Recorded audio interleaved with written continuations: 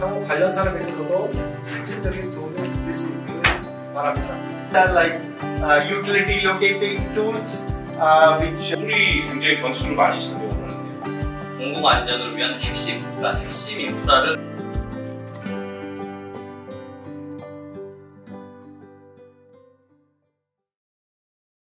이번 발표에서 그간 현장에서 직접 탐사를 하면서 측정한 데이터를 보여드리면서 데이터에 대한 설명을 드리는 시간을 갖도록 하겠습니다.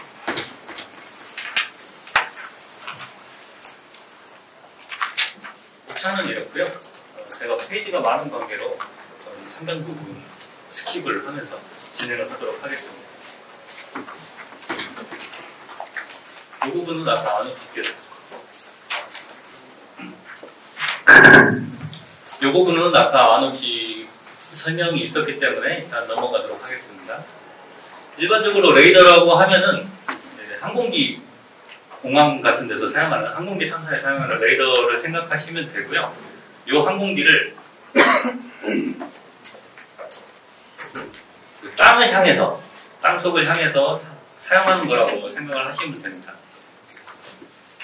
GPR 장비 자체는 보이시는 것처럼 차량에 탑재하면 차량 탑재형 GPR이 되는 거고요.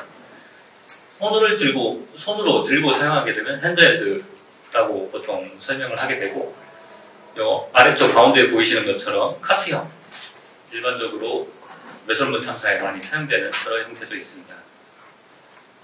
GPR 자체는 안테나, 컨트롤러, 카트 일반적으로 이렇게 세 가지로 구성이 되고요. 저 카트 같은 경우에는 이제 탑재체가 되고, 차량이 될지, 이제 사람 손으로 할지, 그거에 따라서 이제 종류가 좀 구분이 되는 거고, 일반적으로 저 카트의 위쪽에 보이시는 저런 인코더, DMI라고 하는데, 디스턴스 메저 인스트루먼트, 거리 측정 센서가 달려있게 됩니다. 그래서 이동한 만큼만 탐사가 되도록 그렇게 이루어져 있습니다. GPR 탐사 영역은 콘크리트 탐사에서도 주로 철근 탐사, 슬라브 두께, 전선관 공급 이런 것들을 탐사하는 데 사용하시고요. 지하 매설물, 그리고 교통 기반으로서 아스팔트 두께, 포장 다중도 분석, 교량 열화, 콘크리트 포장 평가 이런 데 많이 사용하게 됩니다. 기반 지질에서는 싱크홀, 수심 측량, 광산 안정, 비만 측정까지 다양하게 있고요. 고고학의 법의학 쪽에서는 이제 묘지에서 시체 찾는 거, 그리고 불법 매장된 사람들을 찾는 거, 그리고 문화유산, 그리고 발굴하기 전에 탐사하는 이런 여러 가지 용도로 사용하게 됩니다. 그런 다양한 곳에서 적용이 되고요. 국내에서 GPR 장비가 사용되는 것 자체는 크게 매설물 탐사, 동공 탐사, 상태 평가 이런 식으로 나뉘게 되는데, 매설물은 다들 아시는 것처럼 실제 지하시설물 기반이고, 상하수도, 전기, 가스, 통신, 난방, 송유관이 있는데, 송유관 자체는 거의 탐사대가 있진 않죠. 왜냐하면 송유관 위치를 알게 되면 기름 도둑들이 생기기 때문에 송유관은 거의 없습니다. 그리고 흔히 뉴스에서 이제 접하실 수 있는 땅 꺼짐이라든지 싱크홀 같은 거 탐사 때문에 요즘 더 GPR이 두드러지게 이슈화되고 있습니다. 이거 같은 경우는 이제 상태 평가한 예시인데요. 위쪽에 보이시는 게 이제 카메라로 표면을 찍은 거고, 아래쪽이 GPR로 측정을 한 다음에 분석한 결과입니다. 보시면은 대략적으로 그 위에 사진에서 패칭 있는 부분이랑 아래 GPR에서 상태가 안 좋다고 표현한 부분이 어느 정도 일치하는 걸 확인을 하실 수가 있습니다. 매설물 탐사는 장비를 매설물을 기준으로 수직 방향으로 탐사하면은 이렇게 포물선 형상으로 나타나게 되고요. 이론 및 원리에 대해서 간단하게 설명을 드리겠습니다. 특정 원리는 일반적으로 사람이 소리를 쳤을 때 우물 안에 바닥을 닿았다가 다시 사람에게 들리는 이 원리랑 똑같은 원리고요. 이때 측정되는 건 왕복 시간과 앰플리튜드, 반사값의 정도, 세기의 정도, 그리고 위상 정도가 측정이 됩니다. 안테나에서 신호를 발산하면 다른 매질을 만났을 때 반사가 일어나고 일부는 투과가 되게 되고요. 그러면은 바로 오른쪽에 보이시는 것처럼 저런 시그널, 스캔 신호가 나타나게 됩니다. 이거는 아까 보셨으니까 스캔 신호를 이어 붙인 게 우측 상단에 보이시는 저런 형상이 되는 거고, 저거를 그림 형상으로 나타낸 게 우측 하단에 나오는 거가 됩니다. 이 하나의 스캔은 여러 개의 샘플로 구성이 되는데요. 보통 256개부터 시작해서 2의 배수로 커지게 됩니다. 그리고 이 신호 자체를 이제 색깔 테이블 구성을 어떻게 하느냐에 따라서 보이시는 게 달라지게 됩니다. 일반 측정을 하시게 되면 GPR 자체는 신호를 직접적으로 측정하는 건 아니고요. 나노세컨드라고 신호가 갔다 왔다 하는 그 시간을 측정하고 거기에 유전상수를 입력하시면 이 유전상수를 가지고서 역산해서 그걸 신도로 바꿔주게 됩니다.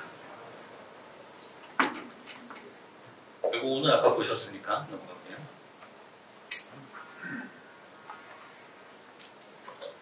이거는 위쪽 TX, RX라고 되어 있는 게 이제 안테나 위치라고 보시면 되고요. 매설물에 대해서 신호를 발산하고 그걸 수신하는 과정에서 신호가 어떻게 나오는지를 보여드리는 건데 이것도 너무 오래 걸리니까 넘어가겠습니다.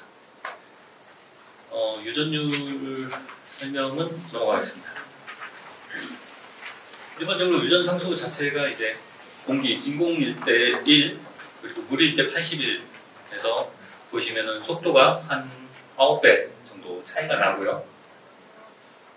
이 1과 81 사이의 숫자로 상대 크기로 나타나는 게 유전상수라고 보시면 됩니다. 이런 유전상수 테이블은 인터넷에서 쉽게 찾아보실 수 있고요. 일반적으로 보셨을 때 유전상수가 1일 때 속도가 가장 빠르고요. 유전상수가 81, 물일 때 가장 느린 속도. 그 사이에 아스팔트는 6 정도, 콘크리트는 9 정도, 일반 토양은 12 정도가 됩니다. 유전상수가 중요한 이유가 일반적으로 아까 시간, 나노세컨드 단위로만 탐사가 된다고 말씀드렸는데 왼쪽처럼 시간 단위로 탐사를 했을 때 14나노세컨드다 라고 하면은 일반적인 사람들은 저게 어느 정도가 되는지 잘 감이 안 오잖아요. 거기서 유전상수를 5를 넣었을 경우에는 이 14나노세컨드가 90cm로 측정이 됩니다. 계산이 환산이 되고요. 유전율을 12로 놨을 때는 60cm로 계산이 됩니다. 이 두 개만 해도 똑같은 데이터를 가지고 지금 30cm 정도 심도 차이가 생기게 되죠. 그래서 현장 유전율을 얼마나 정확하게 입력하느냐에 따라서 정확도가 달라진다고 보시면 됩니다. 여기서 보시면은 탐사를 쭉 했을 때 왼쪽은 아스팔트 포장 부분이고 오른쪽은 일반 토양 부분입니다. 아스팔트 포장 유전상수가 8, 토양 부분은 유전상수가 12일 때 똑같은 심도, 높이에서 그 포물선 형상, 매설물 형상이 나타났을 때 어느 쪽이 더 깊고 어느 쪽이 더 낮은지는 유전상수가 더 큰 12인 토양에서 레이더 속도가 더 느리기 때문에 동일한 시간 동안 이동 거리는 더 짧게 되죠. 그래서 토양에 매설된 오른쪽 매설물이 실제로는 더 낮은 심도에 있다는 것을 아실 수 있습니다. 이거는 이제 경험식이라고 하는데요. 일반적으로 이제 오랫동안 GPR을 사용해서 탐사를 했던 사람들이 경험적으로 거의 이 정도가 되더라라고 하는 정도고요. 탐사가 가능한 직경 같은 경우에는 안테나 중심 주파수 파장의 10분의 1 정도 크기까지 탐사가 된다고 일반적으로 얘기를 하고요. 탐사 가능 심도는 직경과 탐사 가능 심도는 심도의 10분의 1 크기까지 탐사 가능하다라고 보통 얘기합니다. 탐사 가능 직경 같은 경우는 200메가 안테나가 토양에서 약 0.55m 정도의 파장, 50cm 정도의 파장을 갖고 있기 때문에 10분의 1 크기인 5cm 정도 이상 되는 매설물만 탐사가 가능한 거고요. 1m 심도에서는 1m 심도의 10분의 1인 10cm 정도 직경 이상이 되어야 탐사가 가능하다라고 보통 얘기를 합니다.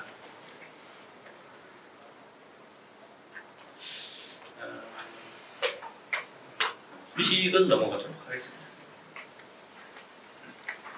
이거는 이제 중심 주파수가 이렇게 1000부터 100까지 이렇게 나눠져 있는데, 유전상수, 그러니까 매질의 상태에 따라서 파장 자체의 길이가 바뀌는 걸 보여드리는 거고요. 이 파장 길이가 달라지면 아까 위에서 보셨던 것처럼 파장 길이의 10분의 1만큼 사이즈만 탐사를 가능하실 수 있기 때문에 매질의 상태에 따라서 같은 안테나라도 탐사 가능한 직경 자체가 바뀐다는 것을 여기서 확인을 하실 수가 있습니다.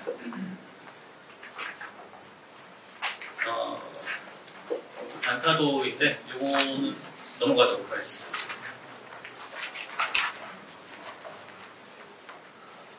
그래서 일반적으로 금속은 저기 오른쪽에 화살표를 가리키는 매설물처럼 흰색으로 보통 나타나고요. 비금속은 저 아래쪽에 있는 저것처럼 시꺼먼 형상의 포물선으로 나타나게 됩니다. 저는 맨홀 같은 경우에 탐사를 하시면은 이거는 땅속에 매설되어 있는 맨홀이고요. 그 아래쪽에 파랗게 이렇게 반사 파장이 똑같이 나오는 걸 확인하실 수가 있습니다. 요거는 이제 철근을 탐사하는 모습인데, 실제 철근의 위치는 위쪽, 볼록볼록한 이 부분이 되고요. 어떤 분들은 이제 자주 접하지 않으신 분들은 여기가 훨씬 밝게 나오기 때문에 여기가 이제 철근 위치가 아니냐라고 하시는 분들이 있는데, 이 위치는 오른쪽에 보시는 것처럼 이 철근과 이 철근의 반사 신호가 겹치는 부분이 겹쳐가지고 더 진하게 나오는 거기 때문에 여기는 실제로 철근이 있는 위치가 아니다라는 거를 알고 계시면 될 것 같고요. 이거는 주파수에 따른 신호 차이인데요. 위쪽이 800메가, 아래쪽이 300메가입니다. 300메가니까 당연히 더 깊은 심도 4m 정도까지 탐사를 했고요. 위쪽 800메가는 2m 정도까지 탐사를 한 거고, 동일한 위치인데 보시면은 여기 녹색 점선 라인까지가 요 800메가가 탐사한 범위가 되고요. 여기 동그라미 친 요런 부분이 800메가에서는 거의 안 보이는 걸 보실 수가 있죠. 800메가에서 요 포물선들이 잡혔다고 치면은 보통 한 요 정도 위치에 나왔어야겠죠. 대신에 이쪽은 좀 더 디테일하게 형상이 표현되었고 300메가는 좀 두리뭉실하게 표현된 걸 확인하실 수가 있습니다. 그래서 저주파면 더 깊은 심도 대신에 좀 낮은 해상도를 확인하실 수가 있습니다. 탐사 심도배 적정 주파수라고 해서 적어봤는데요. 요거는 제 개인적인 구분이니까 그냥 참고 정도만 하시면 될 것 같고, 일반적으로 매설물 탐사를 하신다 그러면은 2m, 3m 기준으로 하시게 될 테니까 250에서 500메가 정도 이상의 주파수만 사용하시면 되겠습니다. EPR 탐사 방법에 대해서도 간단하게 설명을 드리도록 하겠습니다.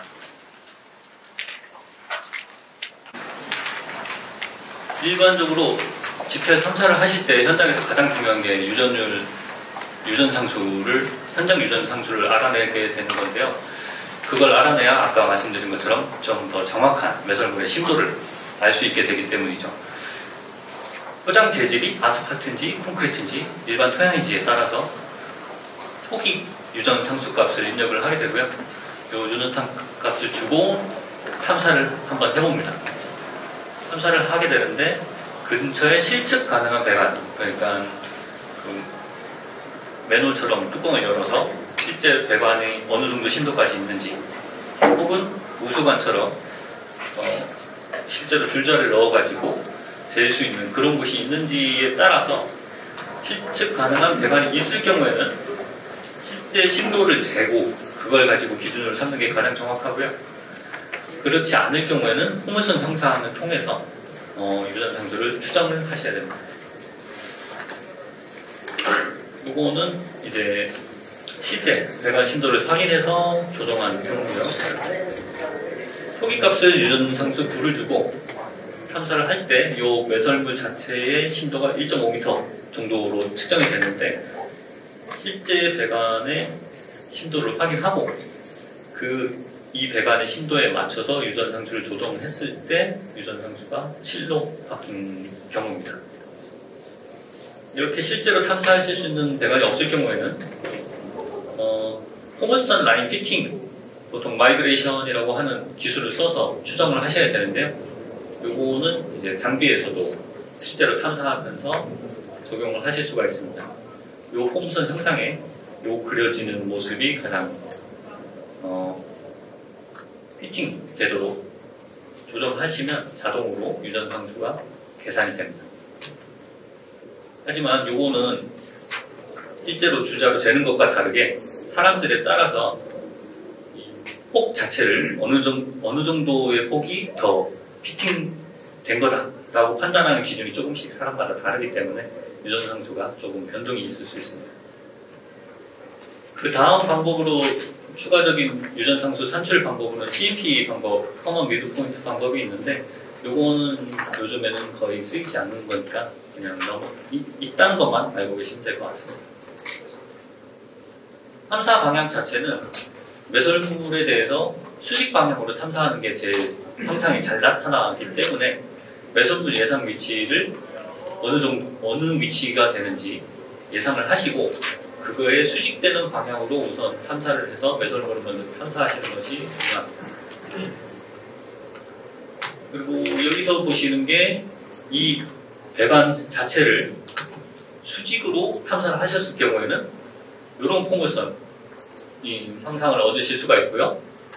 이걸 비스듬하게 배관과 비스듬하게 탐사를 하셨다 하면은 포물선 형상이지만 좀 더 널쩍한 형상으로 나타나게 됩니다. 그리고 3번 이렇게 배관을 따라서 탐사를 하셨다라고 하게 되면은 이런 수평 형상을 얻으실 수가 있는데 요거 자체만 가지고 요 부분만 봐서는 이게 배관을 따라간 것인지 다른 매질층을 만난 것인지가 굉장히 구분하기 힘듭니다.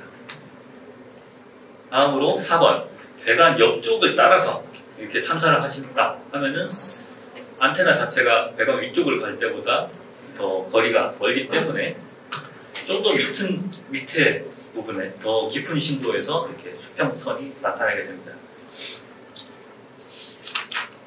발로 심도를 파악하는 방법인데요. 요 오실로스코프 그래프의 피크점을 사용해서 발로의 상당부를 판단할 수 있다 정도만 아시면 될 것 같습니다.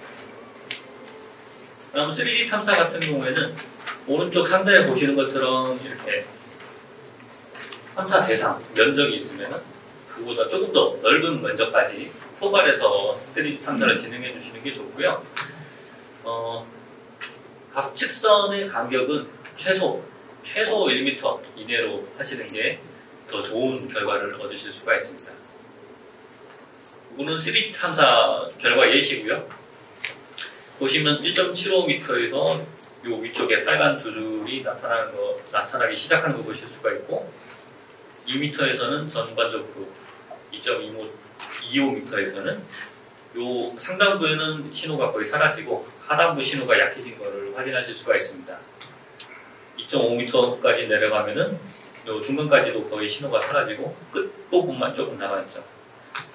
이거를 종합하면은 결국 배관이 기울어진 상태로 이렇게 두 개가 매설되어 있다는 걸 확인을 하실 수가 있습니다. 이거를 시각적으로 이렇게 보실 수가 있기 때문에 3D 탐사가 이제 실제로 배관을 탐사하는 데는 더 유용하지만 대신 아까 설명드린 것처럼 더 많은 측선을 측정을 하셔야 되기 때문에 시간이 많이 들어간다는 것이 단점입니다. 이거는 3D 탐사의 예시인데요. 상단부에 가로선, 세로선, 또 가로선 이런 식으로 심도별로 매설물의 형상을 확인을 하실 수가 있습니다. 이제부터는 데이터 예시를 잠깐 보여드리도록 하겠습니다. 보여드리기 전에 이 본 자료는 예시일 뿐이고요. 똑같은 매설물이라도 현장 위치, 현장 상황에 따라서 얼마든지 바뀔 수 있기 때문에 그냥 그 참고로만 봐주시기 바랍니다. 일반적으로 철근을 탐사하시게 되면은 이런 식으로 표층 인근에서 이런 선명한 뚜렷한 하얀색 포물선 형상을 얻게 됩니다. 이와 반대로 메쉬층을 측정하셨다 하면은 메쉬층은 일반적으로 철근 백은 간격보다 훨씬 좁게 설정이 되어 있기 때문에 더 촘촘하게, 그래서 이제 개별 구분이 좀 힘들 정도로 이렇게 붙어 있는 형상으로 나타나게 됩니다. 이거는 거도교 하부 텐던을 측정한 건데요. 이 거도교, 오른쪽에 보이시는 거도교 안쪽으로 들어가서 이 아래로부터 위쪽으로 탐사를 한 데이터고요. 이 탐사를 한 결과 이 표면 위쪽에 쇼크리트층 그리고 쇼크리트 경계, 이 위쪽에 상부 철근이 이렇게 매설된 게 확인이 되고요.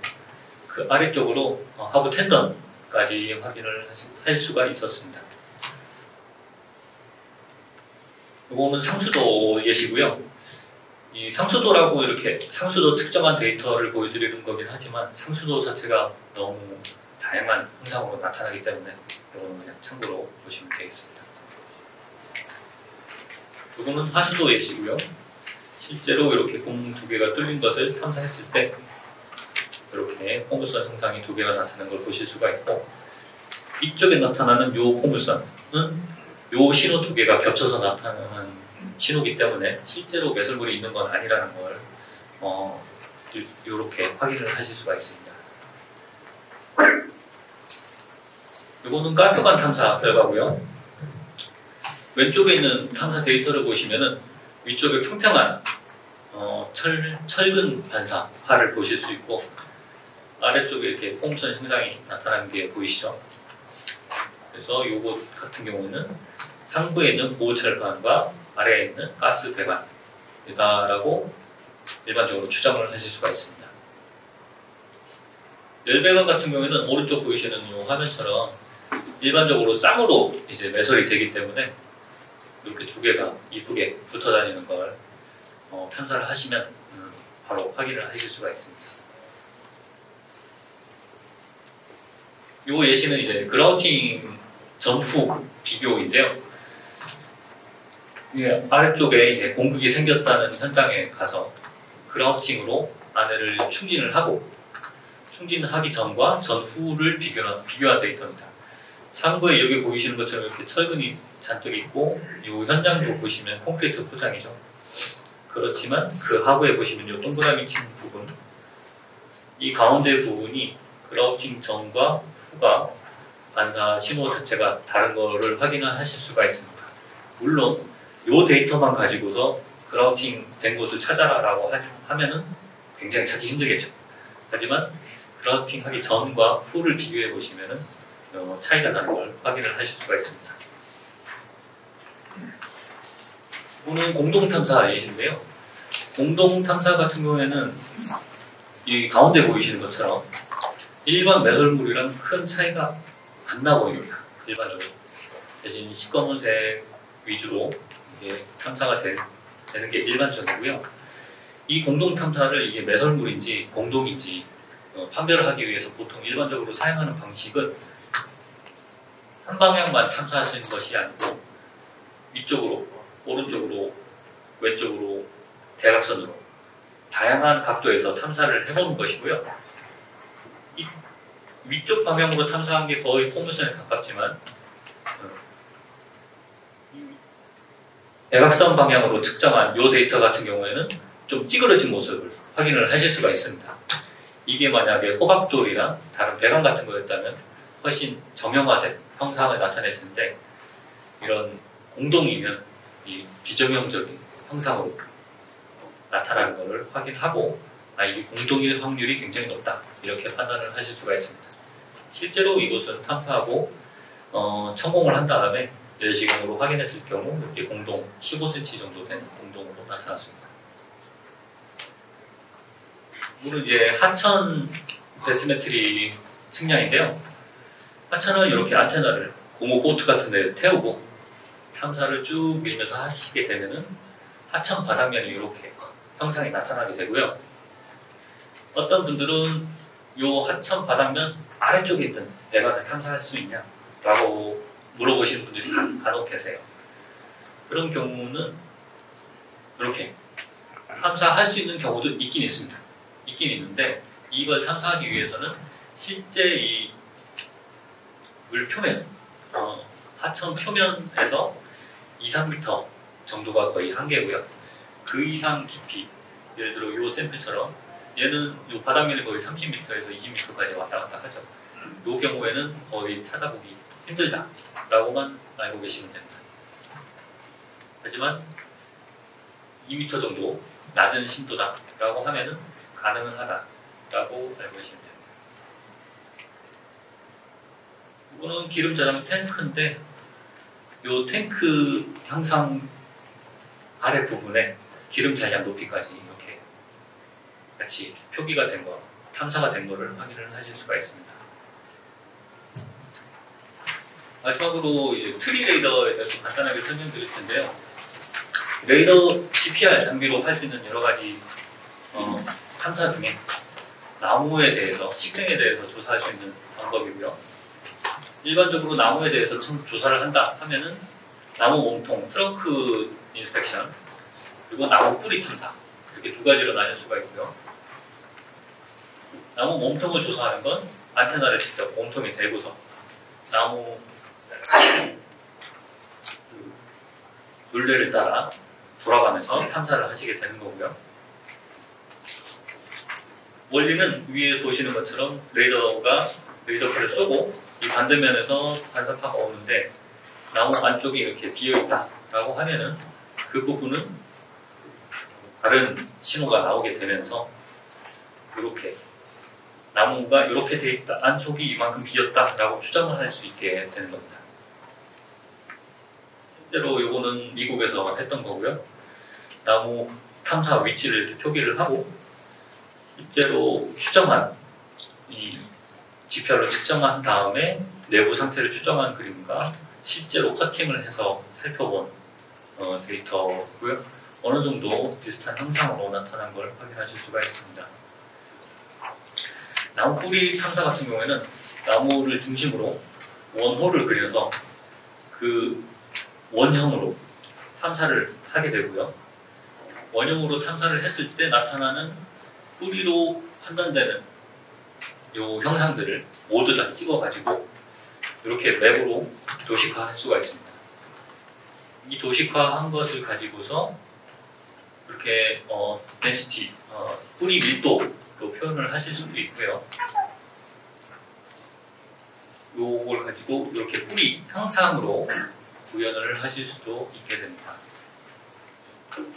일반적으로 몸통, 나무 몸통 탐사를 이렇게 여러 번 해서 데이터를 얻게 되고, 최근에는 이 측정 데이터 자체를 실제 나무 몸통 형상에 피팅해서 이런 식으로 돼 있다라고 하는 정도까지 기술이 발전한 상태고요.